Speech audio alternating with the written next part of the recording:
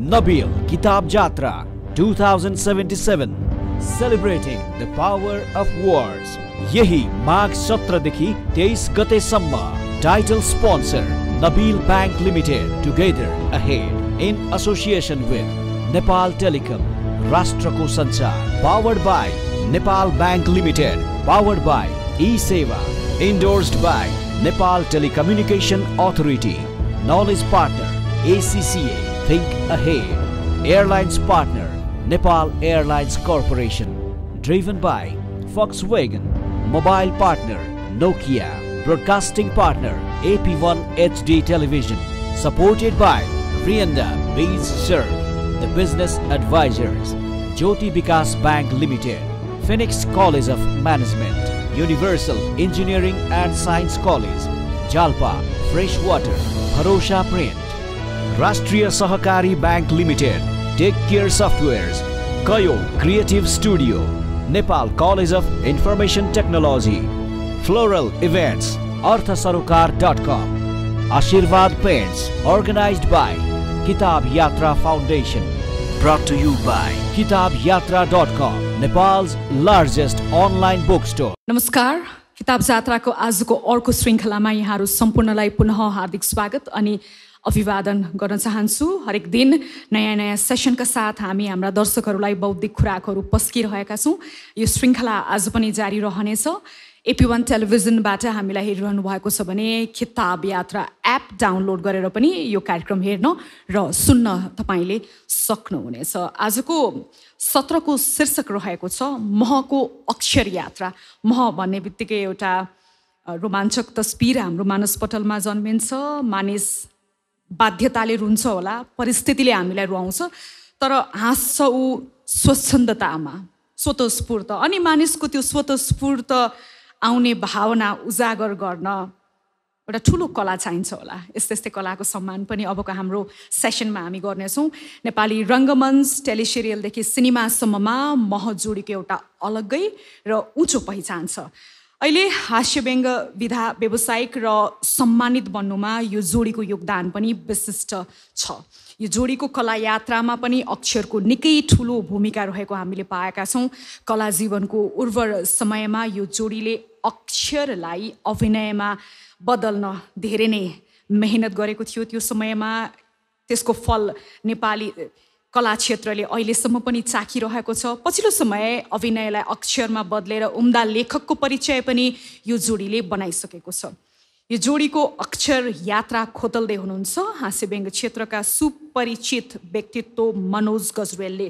म कुरा गर्दैछु मदन कृष्ण श्रेष्ठ र हरिवंश आचार्यको. अबको हाम्रो वक्ताहरू हुनुहुन्छ उहाँ र यो सेसन महको अक्षर यात्रा. Nabil Kitab Jatra 2077 Celebrating the Power of Words. यो विशिष्ट कार्यक्रममा विशिष्ट वक्ताको साथमा विशिष्ट कुराकानी गर्ने अवसर प्रदान गर्नुभएकोमा म आफूलाई भाग्यमानी सम्झन्छु. र गाई जात्रा, महजात्रा हुँदै किताब जात्रासम्म आइपुगेका छौँ हामी. आज हामी महसँग कुरा गर्दैछौँ. जसरी मौरीका महका धेरै फाइदाहरू हुन्छन्, त्यसै गरी यो जोडी महको पनि धेरै विधाहरू छन्, धेरै क्षेत्रहरू छन्. रङ्गमञ्चमा मह, पुस्तकमा मह, अक्षरमा, समाजसेवामा मह, गीत सङ्गीतमा मह, यी सम्पूर्ण महलाई लिएर हामी आज महमन्थन गर्दैछौँ. म आशा गर्छु यो 1 घन्टा रमाइलो त हुने नै छ. सँगसँगै हामी अक्षरका कुरा, पठन संस्कृतिका कुरा, नेपाली हास्यव्यङ्गको हिजो आज र भोलिको विषयमा एउटा सानोतिनो निचोड पनि निकाल्नेछौँ. दाजु दुवैजनालाई स्वागत छ. धन्यवाद. नमस्ते. सबैभन्दा पहिले त हरिदाई र मलाई कोरोना विजेतालाई हार्दिक बधाई छ. दुईजना कोरोना विजेताहरूको बिचमा परेछु म. मलाई जहिले पनि मदन दाईलाई कहिले पनि कोरोना नलागोस् भनेर मैले कामना गर्थेँ. मदन दाईलाई लागेको छैन. अब त भ्याक्सिन पनि आइसकेको छ. कोरोनाले पहिला हरिवंशलाई टेस्ट गर्यो महजोडीमा कस्तो हुन्छ भने छोएर हेरेको यो चाम्रो रहेछ यसलाई सुन्नुहोस् भागेपछि टेस्ट उयो चाम्रो म कति चाम्रो होला भनेर डराएर भागेको म संसारको मुसा हुँ क्या टेस्ट गर्दाखेरि जहिले पनि मुसा खरायो त्यस्तोले टेस्ट गर्छ नि त्यसैले पहिले मुसालाई टेस्ट गर्यो मुसालाई टेस्ट गर्दाखेरि मुसाले धान्न सक्यो भनेपछि नि अब मदन दाईलाई कोरोनालाई टेस्ट गर्ने आँट गर्न सक्दैन किनभने मुसाले त धान्यो भनेपछि नि मदन कृष्णले त्यसै धानिहाल्छ नि मुसा भन्दा पनि अलि मासतिर लाइका भन्ने कुकुर भन्ने पनि हुन्छ अरे किन पहिलोपल्ट चन्द्रमामा कुकुर पठाए रे त्यो कुकुर गयो भने होइन अनि मान्छे सकुशल फर्किन्छ भनेपछि त्यो टेस्ट पास गरेर पछि मान्छे पठाएको रे म घोक्नु पनि जान्छु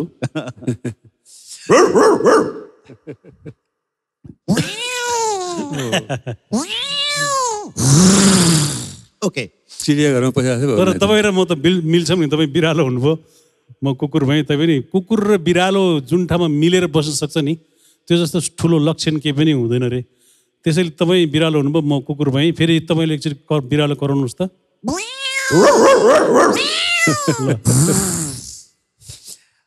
हामी अक्षर यात्रामा छौँ हामी पठन संस्कृतिका कुरा गर्छौँ यहाँ र शिक्षाको बारेमा कुरा गर्छौँ किताबको बारेमा कुरा गर्छौँ र मदन दाई हरिदाईलाई देखिरहँदाखेरि दुईवटा किताबको कम्पाइल जस्तो लाग्छ किनभने उहाँहरूमा यति धेरै जिन्दगीका अनुभवका पानाहरू छन् ती प्रत्येक पानामा शिक्षा लुकेको हुन्छ र म त यही विधामा छु उहाँहरूको बाटो पछ्याइरहेको छु उहाँहरूले खनेको गोरेटो हिँडिरहेको छु त्यो कारणले गर्दाखेरि पनि मेरा त तपाईँहरूका आदरणीय भए पनि मेरा त फादरणीय कलाकारहरू हुनुहुन्छ र यो बिचमा म हास्य व्यङ्ग्य कम र तपाईँको अनुभव ज्यादा सुन्छु दाइ तपाईँहरूले लगभग 40 वर्षभन्दा बढी हास्य व्यङ्ग्य गर्नुभयो जनताको ताली लिनुभयो 2-4 पैसा कमाउनु भयो प्रतिष्ठित हुनुभयो सम्मानित बन्नुभयो होइन यी सबै आफूले प्राप्त गर्दा गर्दै पनि देखिने गरी यो विधा मार्फत देशलाई चाहिँ के दियो जस्तो लाग्छ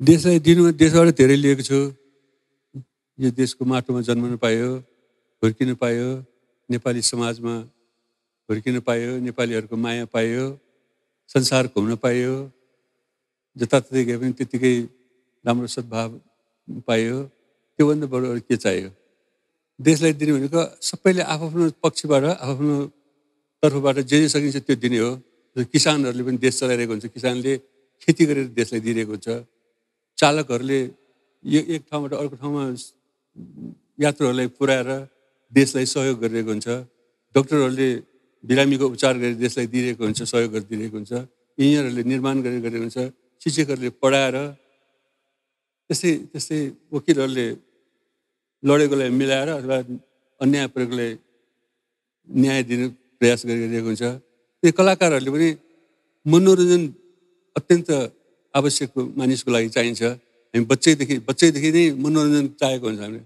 त्यो बच्चालाई पनि लो गरी यस्तो हाँस्ने गरेको रुने होइन त्यो बच्चैदेखि मनोरञ्जन भनेको चाहिँ आवश्यक विषय पर्छ र यही विषयमा हामी लाग्यौँ यो मनोरञ्जन मात्र होइन कला क्षेत्र भनेको मनोरञ्जनको साथसाथमा केही सन्देश पनि दिनु मिल्ने रहेछ भन्ने अनुभव हामीलाई फिल हुन थाल्यो मनमा लागेपछि अनि त्यसो सन्देश पनि दिन थाल्यौँ सामाजिक सन्देशहरू दिन थाल्यौँ यो पोलिटिकल व्यङ्गहरू पनि दिन थाल्यौँ पोलिटिकली कारणले पोलिटिक्सहरू इस्टाब्लिस नभएको कारणले गर्दा देशले दुःख पाइरहेको छ अझै पनि आजको मितिसम्म पनि देशलाई गडबड अवस्थामा ढुक्क भएर बस्नु पाइरहेको छैनौँ देशको बिगार्नेहरूलाई ऐना देखाउने काम भइरहेको छ त्यति हो दिने भनेको अरू त लिने मात्र हो देशसँग अरे दाइ देशलाई सबैभन्दा पहिले हामीले धोका दिएनौँ किनभनेदेखि देशलाई धोका होला देशलाई दुख्ला हामीले गरेको क्रियाकलापले देशमा असहज परिस्थिति आउला भनेर चाहिँ हामी जहिले पनि सतर्क हुन्छौँ र देशलाई धोका दिएनौँ भन्न पाउँदाखेरि पनि गर्व लाग्छ र जहिले पनि बुढापाकाले भन्छ नि तिमीले कसैलाई 1 दियो भनेदेखि फर्केर 10 भएर 100 भएर आउँछ अरे देशलाई हामीले हास्य व्यङ्ग्य दियौँ अग्रजहरूले जुन बाटो कोर्नु भएको थियो त्यो बाटोमा हामी हिँड्यौँ त्यसमा तपाईँहरूले हामीले ट्र्याक बनायौँ त्यसमा तपाईँहरूले पिच गर्नु भएको छ अहिले अब सुरुङ मार्गहरू पनि बनाउनुपर्छ तर देशलाई हामीले दिनुभन्दा नि देशले हामीलाई धेरै थोक दिएको छ। जसरी आज यो प्लेटफर्ममा उभिन पाएको छौँ, बोल्न पाएको छौँ, त्यो देशले दिएर हो नि। देश भनेको जनता हो, जनता भनेको देश हो। र देशलाई हामीले हाम्रो नाटक, हाम्रो हास्य व्यङ्ग्य त्यो दियौँ र अलिकति भाषाको सेवा गर्ने मौका पायौँ जस्तो लाग्छ। किनभने अहिले पनि टेलिभिजनहरू हेर्दाखेरि हामीले विदेशी भाषाको पनि सेवा गरिरहेछौँ। हामीले हिन्दी भाषाको हेर्छौँ, इङ्ग्लिस भाषाको हेर्छौँ, उर्दूको हेर्छौँ। अब त्यो भाषाको पनि हामीले सेवा गरिरहेछौँ इन्डाइरेक्ट रूपमा। तर सबैभन्दा ठुलो कुरो आफ्नो देशको भाषा संस्कृतिलाई कसरी जोगाउने, अहिले चाहिँ त्यो सबभन्दा ठुलो त्यो च्यालेन्ज भएको छ। किनभनेदेखि हाम्रो आकाशमा अनगिन्ती टेलिभिजनका च्यानलहरू छन् जुन सित्तैमा हेर्न पाइन्छ। र त्यो भिडमा हाम्रो आफ्नो देशको भाषाको सर्च गरेर हाम्रो टेलिभिजनहरू हेर्न पाउने, युट्युबहरूको भिडमा हाम्रो भाषाको प्रोग्रामहरू हेर्न पाउनु भनेको पनि त्यो पनि एउटा भाषाको सेवा गर्न खोजेको प्रयास गरेको जस्तो लाग्छ। धेरै दर्शकले प्रश्न गर्नुहुन्छ, तिम्रो हास्य व्यङ्ग्यले, तिम्रो कलाकारिताले न किसानको खेतमा मल दिन्छ, न मजदुरको पेटमा खाना दिन्छ, दाना दिन्छ, न एउटा नाङ्गो आङका लागि कपडा दिन्छ, न एउटा भोको पेट भरिन्छ। तिम्रो नेता, तिम्रो हास्य व्यङ्ग्य, हँसाउने कला, तिम्रो जोक र नेताको आश्वासनमा के भिन्नता छ? यो प्रश्नको सामना गरिरहेको हुनाले मैले यो प्रश्न मेरा गुरुहरूलाई राखेँ हुँ। मान्छे एकदमै तनाव हुन्छ, चाहे पैसा भएको मान्छे होस्, चाहे पैसा धेरै भएको मान्छे होस्, चाहे मध्यमवर्गीय मान्छे होस्। मान्छेलाई 10% त्यसलाई रिलिफ हुन्छ भनेदेखि 90% त्यो मान्छे जहिले पनि तनावमा हुन्छ। र तनावमा ओखती खाँदाखेरि त्यसले साइड इफेक्टहरू धेरै गर्छ। एउटा हामीले सिटामोल खायौँ भनेदेखि ज्वरो त निको होला, तर त्यो औषधिभित्र पसेपछि त्यसले बिगार्ने धेरै कुराहरू हुन्छ। तर हास्य व्यङ्ग्य भनेको यस्तो चिज हो कि यस्तो मनोरञ्जन हो जुनबाट चाहिँ मान्छे रिलिफ हुन्छ, त्यसले साइड इफेक्ट केही पनि गर्दैन जस्तो लाग्छ मलाई। उदाहरणको लागि हाम्रो लकडाउनको अवधिमा हामी सबै विश्व नै थुनिएको थियो, कोठाभित्र थुनिएको थियो र हामी पनि हाम्रो कोठामा थुनेर बसेको थियौँ। त्यो बेलामा हाम्रो युट्युब च्यानल, महासञ्चारको युट्युब च्यानल एक दिनमा 5 लाख मान्छेले पनि सर्च गरेर हेर्नु भएको पायौँ हामीले। भन्दाखेरि 5 लाख मान्छे घरमा बोर भएर बसिरहनु हुँदाखेरि उहाँहरूलाई क्षणिक रूपमा भए नि हामीले मनोरञ्जन प्रदान गर्न सक्यौँ जस्तो लाग्छ। र त्यसबाट चाहिँ मान्छेलाई अलिकति केही रिलिफ भयो होला। अहिले पनि कुरा गर्नुहुन्छ ठाउँ ठाउँमा कि लकडाउनमा तपाईँहरूको सबै नहेरेको जति सिरियल थियो तपाईँहरूको युट्युबमा भएको त्यो सबै हामीले हेऱ्यौँ भनेर भन्नुभएको छ नि। त्यो मेरो विचार इन्डाइरेक्ट रूपमा ओखती हो, त्यो मान्छेलाई रिलिफ गर्ने एउटा ओखती हो जस्तो लाग्छ। त्यसैले त्यसबाट मान्छेले मनोरञ्जन नै गर्नुभयो होला। तर लकडाउनको लगत्तै देशमा जुन अहिले राजनीति माहौल छ त्यसमा पनि मान्छेलाई त्यो एउटा अलिकति नरमाइलो भइरहेको छ। र नरमाइलो वातावरण, अब पोलिटिसियनहरूले नरमाइलो वातावरण दिइरहनु भएको छ भनेपछि हामीले त केही राम्रै वातावरण सिर्जना गरिदिरहेछौँ जस्तो लाग्छ। त्यस कारणले पोलिटिसियन र हामीमा भिन्नता त्यस्तै छ कि। मदन दाईलाई मैले सोध्न चाहेँ, राजनीतिक व्यङ्ग्य नेपाली हास्य व्यङ्ग्यको मूल विषय रह्यो, जुन यहाँहरूले जुन सुरुवात गर्नुभयो, तपाईँहरूले सुरुवात गर्दा पनि र स्टिल अहिले हामीले गरिरहँदा पनि र नयाँ पुस्ताका भाइ बहिनीहरूले पनि त्यसैलाई व्यङ्ग्यको मूल विषय बनाउनुहुन्छ। विकल्पविहीन यो त तपाईँ हामीले गर्ने व्यङ्ग्य र जनताले नेतालाई गर्ने गालीमा के फरक रह्यो र? कि त विकल्प दिन सक्ता न त्यसको अर्थ रहन्छ, नत्र नेतालाई गाली त जसले पनि गर्छ नि। यो मेरो प्रश्न होइन। नेता पनि कहिलेकाहीँ नजिक हुन्छन् हाम्रा अनि सोध्छन् कि के हो मनोजजी, विकल्पसहित आउनुभएको भए तपाईँको व्यङ्ग्यको अर्थ रहन्थ्यो, केवल ताली खानका लागि हामीलाई माध्यम बनाउनुहुन्छ? सुरु पहिला राणा शासनको टाइममा व्यङ्ग्य गर्नै पाइँदैन थियो, अनि सोसियल हल्का व्यङ्ग्यहरूसम्म गर्नु पाइन्थ्यो है। अनि त्यसपछि अनि पञ्चायत सुरु भएपछि अलिकति पनि सोसियल मात्रै नै दिने गरिन्थ्यो। अनि त्यसपछि हामीले एउटा मुनास भन्ने एउटा संस्था गठन गरेर हास्य व्यङ्ग्य प्रतियोगिता गऱ्यौँ नेपाल भाषामा। हास्य व्यङ्ग्य प्रतियोगिता गरेपछि राजनीतिक व्यङ्ग्य दिन थाल्यो। त्यसपछि राजनीतिक व्यङ्ग्यको सुरुवातै गरेको भन्दा नि खासै फरक नपर्ला।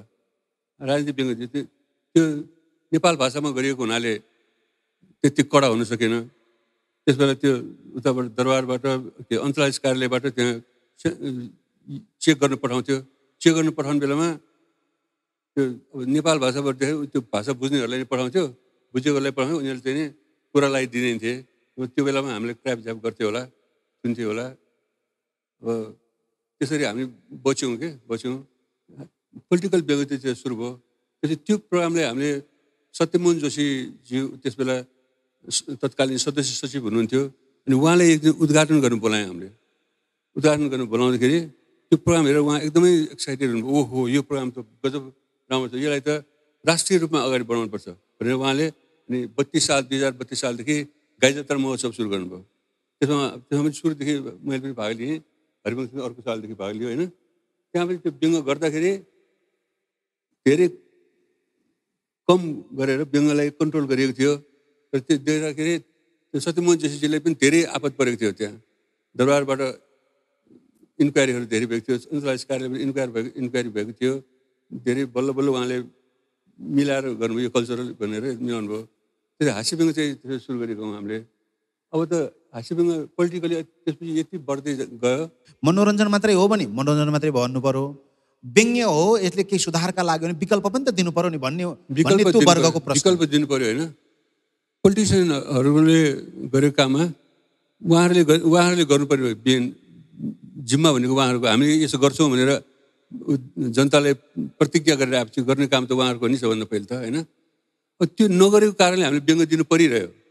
एकपटक त्यहाँ यो जापानबाट एकजना मान्छे आएको थियो होइन, अनि हाम्रो त्यो दुर्गालाल शेषदाईको छोरा हुनुहुन्थ्यो, त्यहाँ घरमा बसिरहेको थिएँ। उहाँ जापानिज भाषा पनि बोल्ने मान्छे होइन। अनि उहाँले चाहिँ हामीले परिचय गराइदियो। अनि उहाँहरू मदन कृष्ण शेष, उहाँहरू हरिवंश, दुईजना नेपालको यस्तो सबैले चिन्ने यसो भनेर के गर्नुहुन्छ भने पोलिटिकल व्यङ्ग्य गर्नुहुन्छ भन्दाखेरि एकदम राम्रोसँग परिचय गर्दाखेरि म खुसी लागेको थियो। अब मजा आएर परिचय गराइदिएको मजा आयो नि होइन। तर त्यो जापानिजले यसरी सामान्य लिइदियो कि हाँस्यमा पोलिटिकल हाँस्य व्यङ्ग्य गर्ने हाम्रो देशमा पनि पहिला 80-90 वर्ष अगाडि चलन थियो त्यो पोलिटिकल हाँस्य व्यङ्ग्य गर्ने। त्यो पोलिटिकल इस्टाब्लिस 90 बेलामा गरिन्छ त्यस चिजहरू। हामी कहाँ त पोलिटिकल त्यस्तो केही प्रब्लम छैन। अहिले पोलिटिकल वास्तै गर्दैन कसैले, खालि सामाजिक हाँसेकै पुग्यो भने त्यो दिन आएको छैन। हाम्रो कहाँ पोलिटिकल व्यङ्ग्य नगर्ने दिन आएको छैन। गर्नै पर्छ, हामीले गर्नै पर्छ। हामीले नगरे कसले गर्छ? अझै यसरी भनौँ, ट्र्याकमा चाहिँ आउँदाखेरि पनि हाँस्य व्यङ्ग्य भनेको कहिले पनि मर्दैन जस्तो लाग्छ मलाई। जस्तो संसारमा सबैभन्दा ठुलो विकसित देश भनेको अमेरिकालाई भन्छौँ नि हामीले।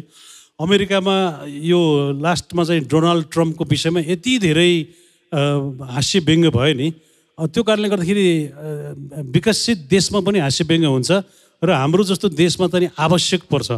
र अघि भाइले भन्नुभयो जस्तो जनताले गाली गर्नु र हामीले गाली गर्नुमा के फरक छ भनेर भन्नुभयो।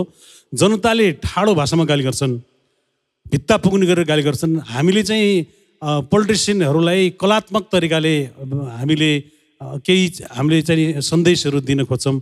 त्यसलाई मनन गर्ने नगर्ने भन्ने कुरा चाहिँ पोलिटिसियनहरूको हातमा हुन्छ। जुन देशमा चाहिँ संविधान अक्षरश पालना गरिँदैन, जुन देशमा दण्डहीनताको अन्त्य हुँदैन, त्यो बेलामा कुनै चिजलाई पनि जस्तो पत्र पत्रिकाले दिनौँ लेख्छन्, हामीले पनि आफ्नो तरिकाले गर्छौँ। तर किनभनेदेखि यसबाट मलाई केही पनि गर्न सक्दैन, जति लेखे पनि जति बोले पनि मलाई केही गर्न सक्दैन। बोल्नेले बोलुन्, लेख्नेले लेखुन्, छाप्नेले छापुन् भन्ने एउटा मान्छेमा जबसम्म त्यो हेपा प्रवृत्ति हुन्छ नि, देशले चाहिँ त्यो जब संविधानलाई पुरा पालना गर्छ त्यो बेलामा चाहिँ डर उत्पन्न हुन्छ, मान्छेमा अनुशासन उत्पन्न हुन्छ। जब अनुशासित नेताहरू र देश अनुशासित हुँदैन तबसम्म तपाईँले गरेको हाँस्य व्यङ्ग्य र जनताले गरेको हाँस्य व्यङ्ग्यमा उहाँहरूलाई केही पनि एउटा रौँ पनि झर्दैन भन्छ नि, त्यही भइरहेछ स्थिति।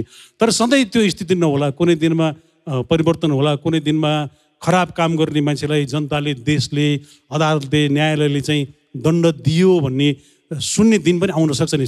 दिन भनेको सधैँ कमजोर हुँदैन, सधैँ राम्रो पनि हुँदैन। तर अहिले हाम्रो देशको कमजोर दिनहरू भइरहेछ। राम्रो दिनहरू आयो भनेदेखि चाहिँ सबैजना दोषीको सहभागी हुनुपर्छ जस्तो लाग्छ मलाई। देखिने गरी 1, 2, 3 यी चिज चाहिँ व्यङ्ग्यको कारणले परिवर्तन भएको है। या राजनीतिमा नेतृत्वमा यी चिज चाहिँ अलिकति फरक देख्यो व्यङ्ग्यले गर्दा भन्ने चिज त्यस्तो कुनै छ? जस्तो हामीले लालपूजा टेलिफिल्म बनाउनु अगाडि देशमा मुई र तलसिङको ठुलो मुद्दा थियो। अदालतमा सबै अदालतहरूमा चाङकाचाङ फाइलहरू थपिएको थियो होइन, झगडाहरू धेरै थियो। हामीले लालपूजा टेलिफिल्म प्रचारण गरेपछि त्यसपछि अनि कानुन बनेको देशमा, मुईलाई आदि र तलसिङलाई आदि भनेर छुटेको। त्यो प्रत्यक्ष रूपमा भएको हामीले फिल गरेको छौँ। त्यस्तै हाम्रो टेलिफिल्म यो ओहो भन्ने टेलिफिल्म देखाएपछि कुष्ठरोगको विषयमा थियो। त्यसमा कुष्ठरोगमा कति 14,000 कुष्ठरोगीहरू पोजिटिभ भेटाएको थियो। तिनीहरूले एकले अर्कोलाई सार्न सक्थ्यो। 14,000बाट 14 लाख 14 करोड फैलिन सक्थ्यो, विदेशमा पुग्न सक्थ्यो। कुष्ठरोग त्यस्तो डरलाग्दो चिज हो। त्यो देखाएपछि कुष्ठरोगीहरूको 14,000 फेला पऱ्यो भनेर अखबारमा पढाएको थियौँ हामीले, अखबारमा आएको थियो। भनेपछि प्रत्यक्ष असर त पर्दो रहेछ त। त्यो पछि त्यो चिरञ्जीवी भन्ने देखाउँदाखेरि हामीले त्यो क्षयरोगको विषयमा देखायौँ होइन। त्यो टेलिफिल्म देखाएपछि त्यहाँ बिरामी जचाउन आउनेहरूको चापै बढेर थियो। इन्जेक्सनले जुन रोग निको पार्छ त्यो चाहिँ तुरुन्तै देखिन्छ, तर त्यसको साइड इफेक्टहरू धेरै हुन्छ। जो मनोकर्ताले चाहिँ त्यसलाई चाहिँ एउटा साइकोलोजिकल डक्टरले चाहिँ त्यसलाई मजासँग चाहिँ त्यो थेरापी गर्छ नि, दिमागको थेरापी गर्छ नि, हो त्यो थेरापीको चाहिँ झन् स्ट्रङली ट्रिटमेन्ट भएको होला जस्तो लाग्छ मलाई। त्यस कारणले हामीले गरेको हास्य व्यङ्ग्य, तपाईँले गरेको हास्य व्यङ्ग्यले डाइरेक्ट यो हो, 1 यो भयो, 2 यो भयो, 3 यो भयो भनेर भन्न सक्ने स्थिति त छैन होला।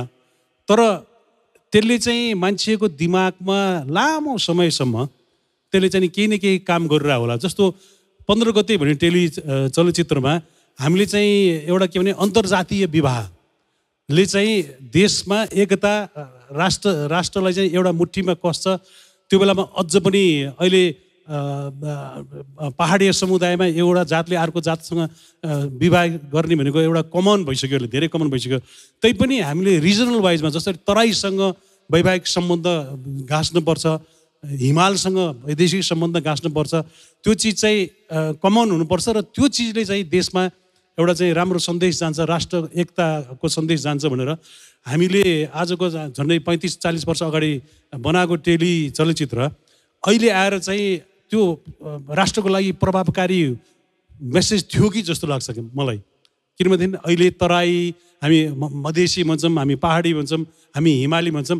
अहिलेको लागि राष्ट्रिय एकता भनेको यो 3टा पक्षको चाहिँ इन्टिग्रेसी नभइकन चाहिँ राष्ट्रियता कमजोर बलियो हुँदैन। त्यस कारण त्यस्तो सामाजिक सन्देश जुन सूक्ष्म तरिकाले देखिँदैन तर काम गरिराखेको हुन्छ। ठिक हो। जस्तो जनताको आक्रोश, विरोध राजनीतिप्रति, नेताहरूप्रति त्यो एलोपेथी हो, तुरुन्तै त्यसले असर गर्छ। हास्य व्यङ्ग्यकारहरूको यो होमियोपेथी हो, अलिकति टाइम लाग्छ। साहित्यबाट गरिने आयुर्वेदिक हो, त्यसले अलिक ढिलो गर्छ तर राम्रो हिसाबले ठिक गर्छ। र ती सबै चिजमा जुन जनता चेतना जागृत गर्दा त्यो चेतना चाहिँ ध्यान योग जस्तो हो, मान्छेको संस्कार विकास हुन्छ, त्यही नै होला सायद।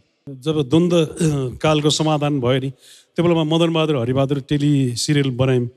त्यसमा चाहिँ अब सामाजिक सद्भाव अनि त्यसपछि जातीय भेदभावको कुराहरू, त्यो बेलामा जातीय राज्यको कुराहरू थुप्रो उठाएको थिए। र यसले चाहिँ यो चिजलाई हामीले सम्हाल्न सकेनौँ भनेदेखि देशले दुःख पाउँछ। किनभने जात लड्दाखेरि चाहिँ धेरै देशहरूले दुःख पाउँछन्।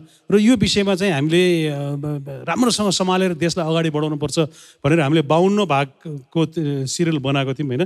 र जहाँसम्म लाग्छ त्यो बेलामा त्यस्तो उग्र भएको थियो, सिचुएसन त्यस्तो उग्र भएको थियो। तर अहिले आएर त्यो सिचुएसन कुल डाउन हुँदै हुँदै हुँदै हुँदै हुँदै गएको छ। त्यसमा हामीले मात्रै क्रेडिट लिने कुरा हुँदैन, तर एउटा सानो केही न केही चिज चाहिँ हामीले पनि गर्न खोजेको चिज भयो कि जस्तो पनि लाग्छ हामीलाई।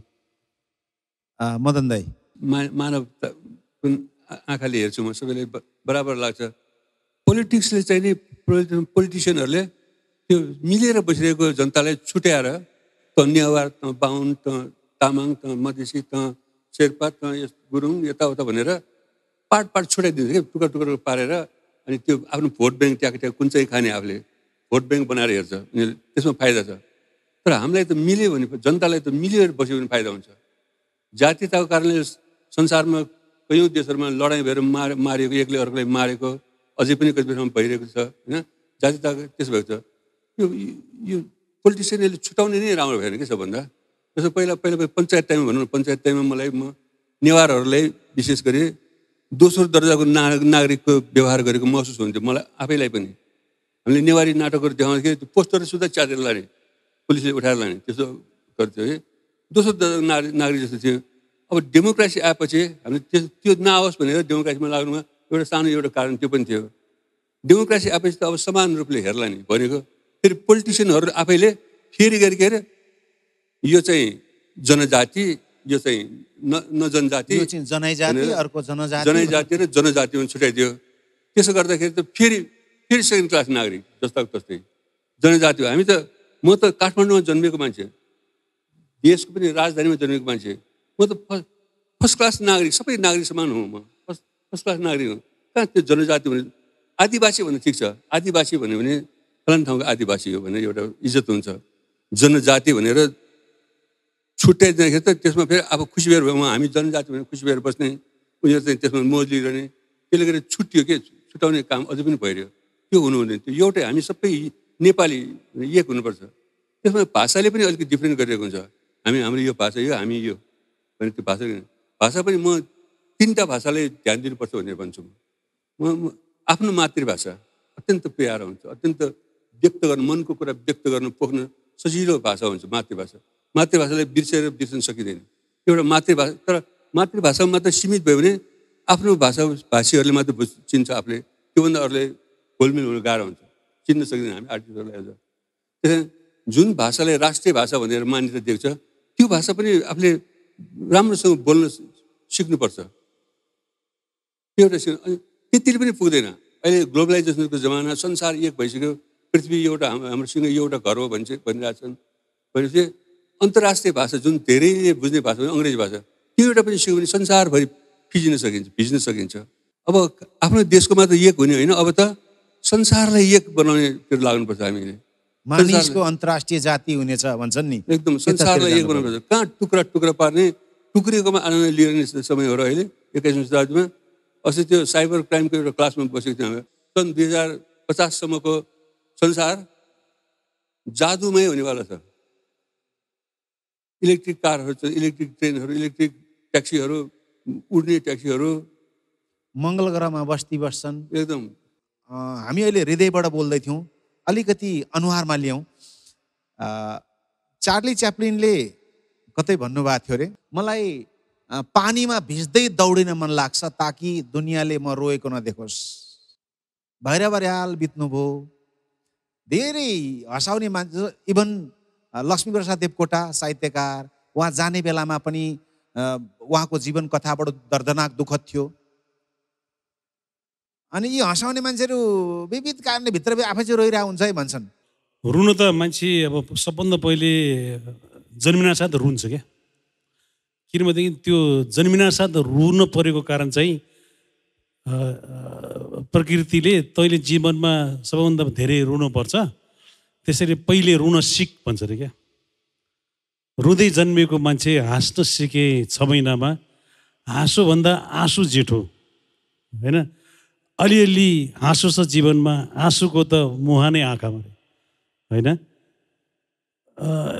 रुन पर्छ, तर रुँदाखेरि चाहिँ मेरो विचारमा अब म रुन छोडिसकेँ। किनभनेदेखि त्यो यति सस्तो चिज भयो नि, सस्तो चिजलाई लिएर हिँड्दाखेरि त्यसको कुनै ठुलो महत्त्व हुँदैन। अनि जीवनलाई बुझ्यो भनेदेखि चाहिँ आँखाबाट आँसु आउँदो रहेछ। जीवनलाई बुझेन भनेदेखि रुनुपर्छ। मैले अब अनुभव पनि धेरै भइसक्यो, 60 वर्षभन्दा बढी भइसक्यो होइन। त्यसलाई जीवनलाई अलिक बुझिसके जस्तो लाग्छ। त्यसैले हँसाउनु नै मलाई रमाइलो लाग्छ र हाँस्नै रमाइलो लाग्छ मलाई। रुन पर्ने त थुप्रै कारण छन्, दिनका दिन थपिन्छन् पनि, तर थपिँदै आउँदाखेरि त्यसलाई स्वीकार नगर्ने, त्यसलाई घोक्रे ठ्याक ल्याएर पठाइदिने र सकेसम्म जिन्दगीमा आफूले पाएको कुरामा सन्तुष्ट लिन सक्यो भनेदेखि मान्छेलाई रुन पर्दैन। अझै यसलाई म प्रस्ट्याउन मदन दाईबाट चाहेँ, मदन दाईको जवाफबाट। स्वास्थ्यको हिसाबले शारीरिक रूपमा भनौँ होइन एउटा अवस्थाबाट गुज्रिरहनु भएको छ, तर पनि म त्यो टिकटक याद गरिरहेको छु। डान्स गरेको कुन गीतमा हो? बदाम खाएको सुन्तला चढाएको अनि के बुढाको। त्यहाँ तपाईँको उपस्थिति अनि तपाईँले अहिले पनि विभिन्न सानातिना कार्यक्रमहरूमा या ठुलै कार्यक्रममा पनि यो सक्रियता, यो व्यस्तता, यो मस्तता कुन तत्त्वले तपाईँलाई त्यो ऊर्जाशील बनाइरहेछ? त्यो औषधि, आफूले औषधि खोजेको, मैले औषधि खोजेको, त्यसमा औषधि फेला परेको छ। आफूलाई त्यो धेरै त्यो पार्किन्सन भनेको यस्तो अप्ठ्यारो रोग जसलाई लाग्यो उसलाई थाहा हुन्छ होइन। यो मुभमेन्ट डिसअर्डर गर्छ यसले। मलाई सानो सानो पाइला हिँड्न एकदमै गाह्रो छ अहिले पनि। यो बसेपछि उठ्न गाह्रो, उठेपछि बस्न गाह्रो। अनि त्यहाँसम्म जाने खुल्ला ठाउँमा जाँदा खुइ हिँडिरहेको हुन्छु, दिमागले अर्कै काम गर्छ। त्यसो त्यो अब यसलाई सुरुमा गाह्रो भयो, अब यसलाई पेल्नुपर्छ भन्ने लागेको छ। त्यस कारण नाचेर हुन्छ कि गाएर हुन्छ कि अब अहिले गीतहरू पनि गाउन थालेको छु मैले। म अस्ति सास नपुग्ने गीत गाउँदाखेरि सास नपुग्ने गाउनु गाह्रो भएको थियो। मैले साइक्लिङ गरेँ, कोठामा बसेँ, स्टेसनरी साइक्लिङ गर्दाखेरि त्यो फोक्सो खुल्दो रहेछ। सास स्वाङ आउँदाखेरि फोक्सोले सास धेरै तान्न सक्ने अवस्था देखियो। त्यसले अलिक इम्प्रुभ गर्यो। अनि गीत पनि एक दुईवटा रेकर्ड गरेँ। अस्ति त्यो बर ढले पिपल एक्लै पिपल ढले बर भन्ने एउटा प्रकट पगेनीजीले लेख्नु भएको, त्यो यमनको म्युजिकमा गाएको थिएँ होइन। त्यो अरू पनि एक दुईवटा गाएको छु मैले। आफूले औषधिको रूपमा फेला पारेर काम गरेको। त्यो टिकटकमा पनि त्यसै खिचेको। त्यो म्युजिक पनि त्यो जोसिलो थियो, ट्याङ मादलमा गरेर त्यो बोल गरेर चलेको। त्यो एकदम भाइरल भएछ त्यो। अनि त्यो मलाई सजिलो भयो। सन्चै हुनुहुन्छ भने सोद्धाखेरि म धेरैलाई म नलडेसम्म सन्चै छु भनेर भन्थेँ। त्यो टिकटक हेर्नु भएन, सन्चै छ कि छैन सोध्नलाई, त्यसमा त गजब नाचेको, त्यस्तै ठिक छु भनेर भन्छु म। महसन पहिलो पुस्तक संयुक्त होइन, मैले त्यहाँबाट भर्खर यो हाँस्य व्यङ्ग्यको खुद्रा पसल सुरु गर्दाखेरि मैले पनि थुप्रै यहाँहरूबाट चोरेको छु, मलाई माफ गर्नु होला, मुद्दा नहाल्नु होला। त्यस पछाडि हरिदाईको चिना हराएको मान्छे आयो। अनि यहाँलाई नै एउटा पात्र बनाएर अमरजीले करोडौँ कस्तुरी होइन, अनि दाईको महको म अर्को आयो, अर्को साझा पृथ्वी भन्ने एउटा किताब निस्केको छ। अब महसन त प्रहसनहरूको सङ्कलन रह्यो, प्रदर्शन, हास्य व्यङ्ग्यको सम्वर्धन, सामाजिक सक्रियता र लेखन, यी तीनटा मध्ये मजा आउने भन्छ नि, जहाँ पूर्ण रूपमा अभिव्यक्त हुन पाइयोस्, खुल्न पाइयोस्, कुन चिजमा हुँदो रहेछ दाइ? सबैको आफ्नो महत्त्व छ। स्टेज प्रोग्रामको बेग्लै महत्त्व छ, चलचित्रको बेग्लै महत्त्व, टेलिफिल्मको बेग्लै महत्त्व होइन। अनि किताब लेखनको पनि बेग्लै महत्त्व छ। किताब लेखन भनेको त विशेष त्यो प्लेटफर्म जस्तै हो होइन। त्यसो हामीले यति थुप्रो प्रवचनहरू लेख्यौँ, प्रवचनहरू बनायौँ दुईजना मिलेर होइन। तर हामीलाई लेखकको रूपमा बनेको पाउँदैन थियौँ हामी। जब किताब निकालेपछि बल्ल हामीलाई लेखकको दर्जामा मान्छेले लिएर बोल्न, लेखक पनि हुने इन्जिनियर भन्न थालेको छन्। त्यो लेख्नु पर्ने रहेछ, किताब पनि निकाल्नु पनि पर्ने रहेछ। त्यो काम पनि हुन सक्यो, थ्याङ्क्स गड।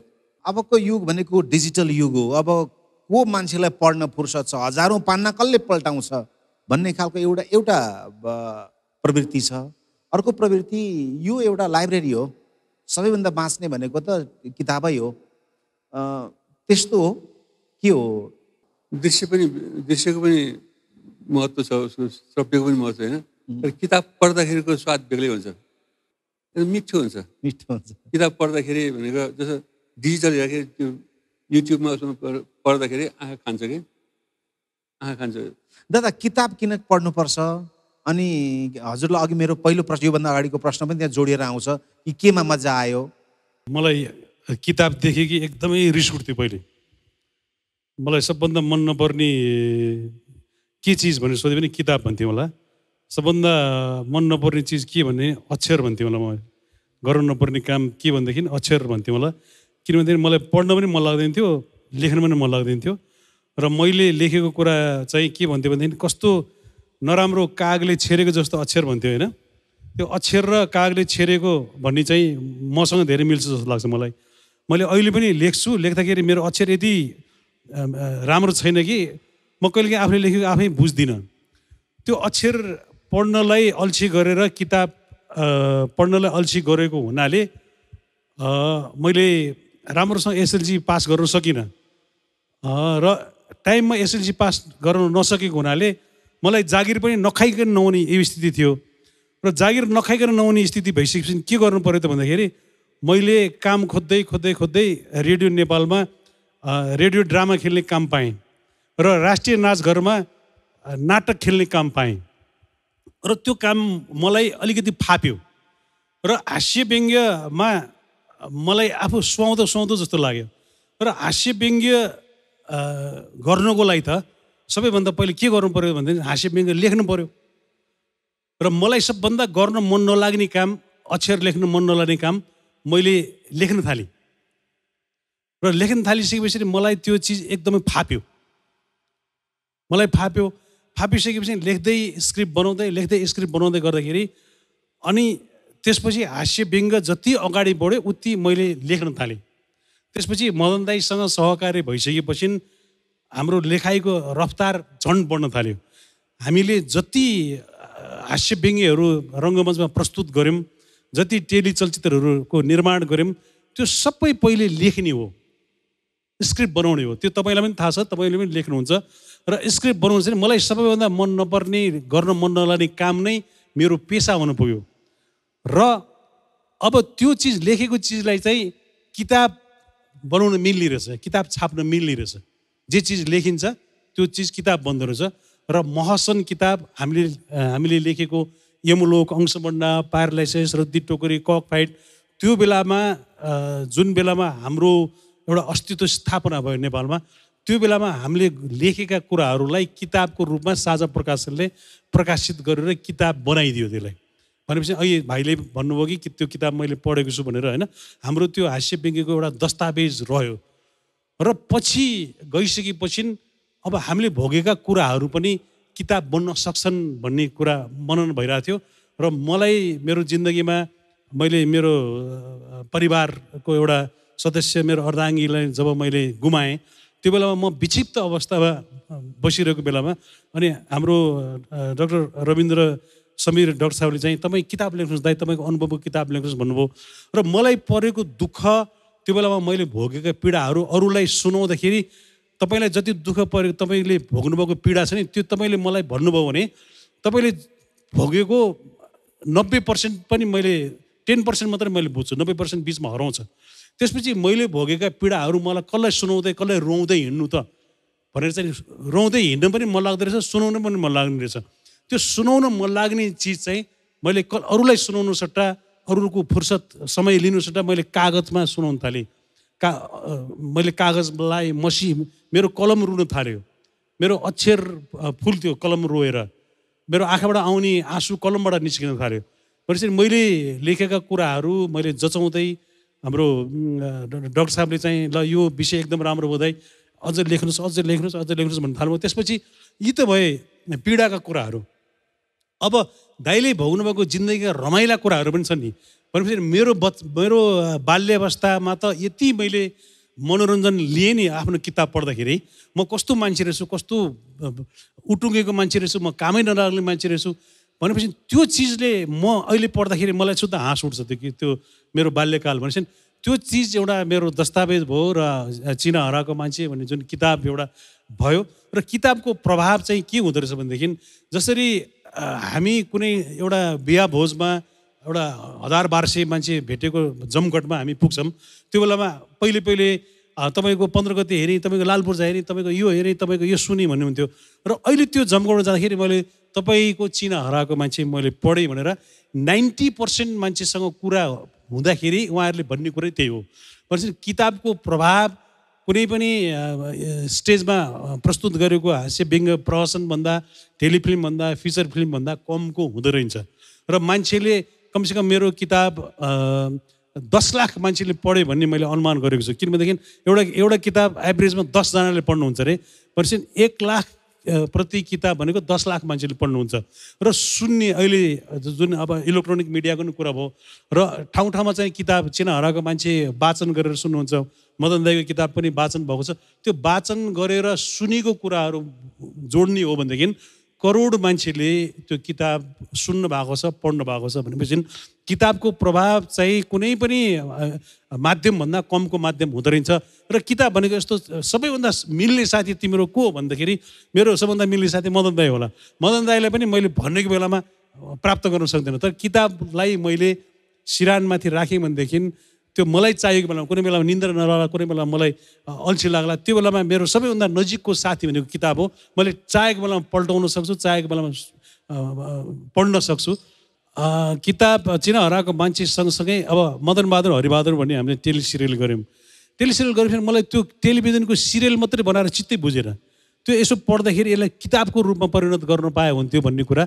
त्यसमा भएका 15% मदन बहादुर हरिबहादुरका चाहिँ दृश्यहरूलाई लिए सापट्टि लिएर एउटा किताब बन्ने दस्तावेज प्राप्त भयो। एउटा किताब हरिबहादुर भन्ने किताब निस्क्यो मेरो। त्यसपछि बच्चाहरूलाई चाहिँ एउटा कोर्स पढाउनलाई एउटा किताब लेखिदिनु पर्यो भन्ने कुरा। अनि मैले एउटा गोल्ड मेडल भन्ने एउटा चाहिँ स्क्रिप्ट लेखेको थिएँ। त्यो गोल्ड मेडल भन्ने को टेलिफिल्मको स्क्रिप्टलाई उपन्यासको आधारमा थुप्रै फिल्महरू बनेको छन्, तर फिल्मको आधारमा उपन्यास कम बनेको होला। मैले हरिबहादुर मदन बहादुर चाहिँ फिल्मको आधारमा उपन्यास बनाएँ र टेलिफिल्मको आधारमा गोल्ड मेडल भन्ने किताब बनाएँ, जुन चाहिँ अहिले चाहिँ कतिवटा स्कुल प्राइभेट स्कुलहरूमा चाहिँ बच्चाहरूलाई पढाउनुहुन्छ भनेपछि। र मैले 3टा किताबको रूपमा 3टा किताबहरू छन्। एउटा चाहिँ जुरे भन्ने एउटा अर्को किताब छ, त्यो चाहिँ जुन चित्रकथाको किताब होइन। भनेपछि 4वटा किताब चाहिँ यो किताबको संसारमा चढाउन पाएँ महसन बाहेक। मदन दाई र मैले गरेका हास्य व्यङ्ग्यका सबै स्क्रिप्टहरू, महसन पछिका स्क्रिप्टहरू अर्को 6वटा 7वटा किताबको रूपमा चाहिँ प्रकाशन गर्नलाई पाण्डुलिपि तयार भइरहेको छ। महको आजको यो पुस्तकको पाना पल्टाउँदाखेरि मैले अनुभव गरेको, मैले स्वीकार गरेको एउटा त हास्यव्यङ्ग्य कलाकार, हास्यव्यङ्ग्य कर्मीहरू किन हँसाउँछन् भन्दाखेरि रुँदा कति पीडा हुन्छ भनेको उनीहरूलाई थाहा छ। त्यो कारणले उनीहरू अरूले सकेसम्म रुनु नपरोस् भनेर हँसाउँछन् एउटा। दोस्रो चिज भनेको हास्यव्यङ्ग्य इमान्दार प्रतिपक्ष हो, राज्यको पनि सरकारको पनि, त्यसरी स्वीकार गर्नु पर्यो। यी हाम्रा विरोधीको रूपमा स्वीकार गर्नु भएन। र तेस्रो भनेको पढ्नुपर्छ। पठन संस्कृतिले मान्छेलाई, समाजलाई, राष्ट्रलाई सकारात्मक बनाउँछ, सभ्य बनाउँछ, शिष्ट बनाउँछ र उन्नत समाज बनाउँछ। आजको निचोड यही रह्यो। र मदन दाई बाटै म आजको यो कार्यक्रमलाई यी सम्पूर्णको समरी छोटो शब्दमा व्यक्त गरिदिएर कार्यक्रम अन्त गरिदिनु पनि अनुरोध गर्छु। तिमी हाँस्यौ भने सबैजना तिमीसँग हाँस्ने छ। If you laugh every one laughs with you, if you cry you will cry alone भनेर भनेको छ। त्यस्तै रोयो भने आफू मात्र रोएको रोयो भइदिनेछ, हँसायो भने सबैजनासँग भिजिनु पाइने, सबैले मन पराउने। त्यसो भएको पनि यो काममा अगाडि यसरी नै लागि। अब आज अक्षर महोत्सवको अक्षर जात्राको कार्यक्रममा यसरी उभिन पायो टेलिभिजनको अगाडि, एपी उहाँलाई धेरै धेरै धन्यवाद छ। किताब भनेको अत्यन्त महत्त्वपूर्ण विषय नै हो, अत्यन्त महत्त्वपूर्ण विषय। किताबबाट मानिसको जीवन, मानिसको सोचाइ, हेराइ, बुझाइ सबै फरक हुन्छ। मैले मेरा आदरणीय फादरणीय अग्रजहरूसँग यो अन्तर्क्रियामा सहभागी हुन पाउनु मेरो अहोभाग्य हो। यो चाकडी होइन, सम्मान हो। यो अवसर दिने पुनः यो संस्थालाई धन्यवाद दिन्छु। अर्जुन पराजुलीको एउटा कविता छ पढाइको बारेमा। यदि आगो निभाउँदैन भोकाएको पेटको, आगो निभाउँदैन भोकाएको पेटको, ताला तोड्दैन 2 नम्बरी गेटको, भने के काम तो सर्टिफिकेटको। हाम्रा पढाइहरू, हाम्रा शिक्षाहरू, हाम्रा अध्ययनहरू, हाम्रा अक्षरहरू आफ्नो हित, आफ्नो परिवारको हित, समाजको हित, राष्ट्रको हितमा जाउन्, यही कामना गर्दै पठन संस्कृतिको अभियानलाई धन्यवाद दिँदै म दुवै आदरणीय फादरणीयलाई नमन टक्राउँछु। धन्यवाद। धन्यवाद। नमस्कार। Nabil Kitab Jatra 2077, celebrating the power of words.